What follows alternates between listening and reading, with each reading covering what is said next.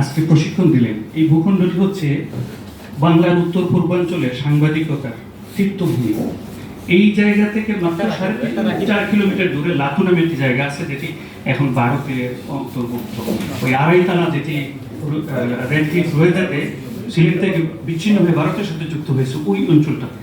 সেখানে কবি পরিচরণ দাস তিনি 1876 সালে প্রথম সংবাদপত্র প্রকাশ করেছিলেন, শ্রীহট্ট প্রকাশ। এবং তিনি হচ্ছে এবং তখন তিনি একটি মুদ্রণযন্ত্র প্রতিষ্ঠা করেছিলেন, এবং এই মুদ্রণযন্ত্রটি হচ্ছে এই মুদ্রণযন্ত্র দিয়ে সিলেটে বাংলা লিপির মুদ্রণ শুরু হয়। কিন্তু তার প্রায় 16 বছর আগে সিলেট অঞ্চলে সিলেটি নাগরি লিপির মুদ্রণ শুরু হয় 1860 সালে।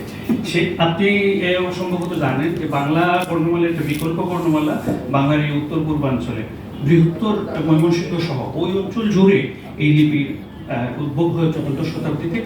এবং এইখানে এই লিপির একজন বড় সাধক আছেন, তার বাড়ি 1.5 কিলোমিটার দূরে, মুন্সি ইরফান আলী। এই মুন্সি ইরফান আলী সিলেটি নাগরি লিপিতে 9টি পুস্তক লিখেছিলেন। তো এটি আমার বলার বিষয় না, আমি সাংবাদিকতা প্রসঙ্গটি বলবো। এবং এখান থেকে বেশ 3-4 কিলোমিটার দূরে লাউতা নামে একটি জায়গা আছে, ডক্টর জি.সি. দেবের স্মৃতিজন্য জন্মধন্য এই জনপদ। জি.সি. দেবের অঞ্চলে আমি ঠিক নামটি আমি জানতাম না যে আমি এখানে আসছি, না হলে আমি রিমাইন্ড করতাম। আমি ঠিক এখানে নেমে আমি এদের সাথে এখানে আসলে এই চা খাই, এই জন্য ও ডাকছে এবং আমি এখানে চলে আসছি। আমি ঠিক মনে করতে পারতেছি না, লাউতার সতীশচন্দ্র সম্ভবত তিনি হচ্ছেন সিলেটিদের মধ্যে প্রথম ব্যক্তি যিনি কলকাতায় যে সংবাদপত্র প্রকাশ করেছিলেন প্রায় 150-200 বছর আগে। এই তো দুটো ঘটনা, প্রাচীন ঘটনা বললাম। আমাদের মুক্তিযুদ্ধের অঞ্চলের সাংবাদিকরা কি ভূমিকা পালন করেছে এটি যদি আপনি শোনেন আপনি বিষয়ে বিমূঢ় হবেন। এই অঞ্চলে তখন জয় বাংলা নামে যে পত্রিকাটা বেরোতো সেটি ছিল সরকার, দুটো জয় বাংলা বেরোতো। এটি হচ্ছে বাংলাদেশ সরকারের জয় বাংলা, অন্য একজন ব্যক্তি সম্পাদনা করতেন। এরপরে সবচেয়ে সার্কুলেটেড যে পত্রিকাটি ছিল এটি হচ্ছে জন্মভূমি।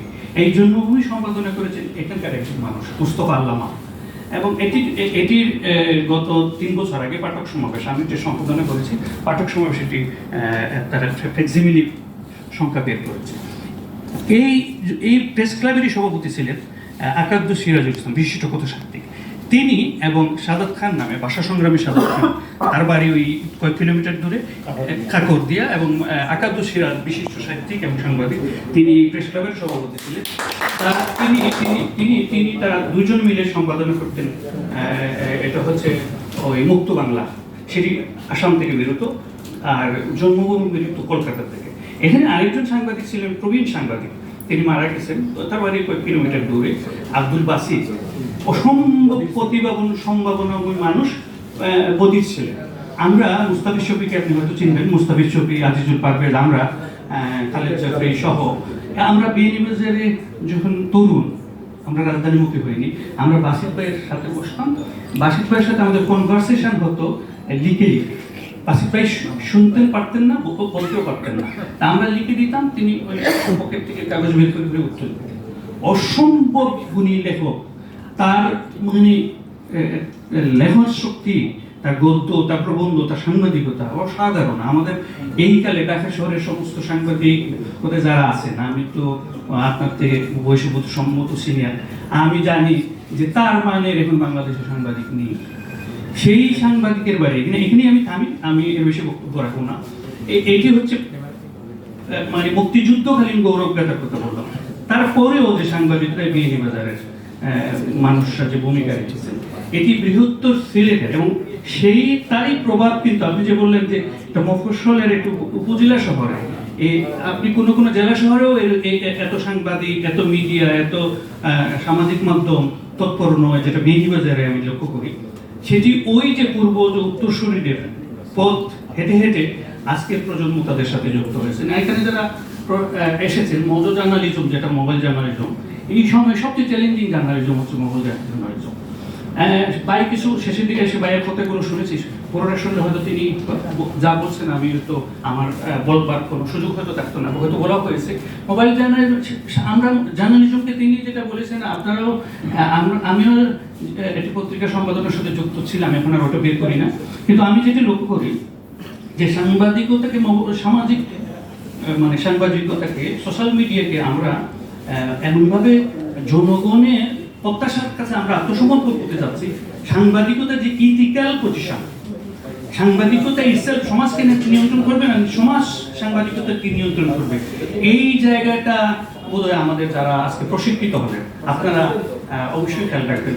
সাংবাদিকতা সমাজকে নিয়ন্ত্রণ করবে, সমাজ সাংবাদিকতা সমাজের কাছে সমর্পিত হবে না ভিউয়ের জন্য কিংবা রাতারাতি ভাইরাল হওয়ার জন্য।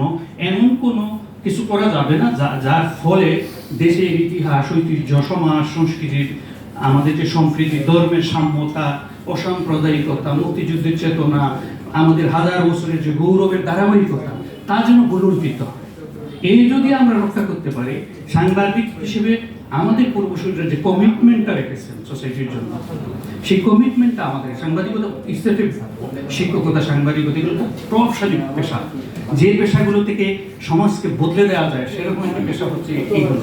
আপনারা এর সাথে যুক্ত হচ্ছেন, প্রশিক্ষিত হলেন, এই সুযোগটা যারা করে দিচ্ছেন বিনিয়োগের প্রেস ক্লাব, তাদেরকে আপনাদের তো কৃতজ্ঞতা জানাতে হবে। এবং আমি মনে করি যে আপনারা সেভাবেই যাবেন। আপনারা জানবেন যে এখানে মুক্তিযুদ্ধে এই দুঃসময়ে যে মাত্র 60-70টি পত্রিকা বেরোত এই রণাঙ্গন কিংবা বাংলাদেশ থেকে।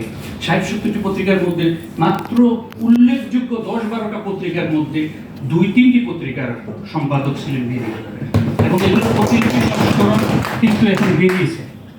তারা যে চ্যালেঞ্জের মধ্যে কাজ করেছে, কিংবা আপনারা হচ্ছেন ওই পেরিচরণ কিংবা লাউতা সতীশচন্দ্রের উত্তরসূরি, এই জনপদ যেন সাংবাদিকতায়, শিল্পে, সাহিত্যে, সংস্কৃতিতে চিরকাল পথ দেখায়। সেই পথে যদি আপনারা হাঁটেন, আজকে প্রশিক্ষণটা সার্থক হবে। আমাকে বলার সুযোগ দেওয়ার জন্য এবং এখানে আমন্ত্রণ জানানোর জন্য বিনিয়োগের প্রেস ক্লাবের সকলকে ধন্যবাদ।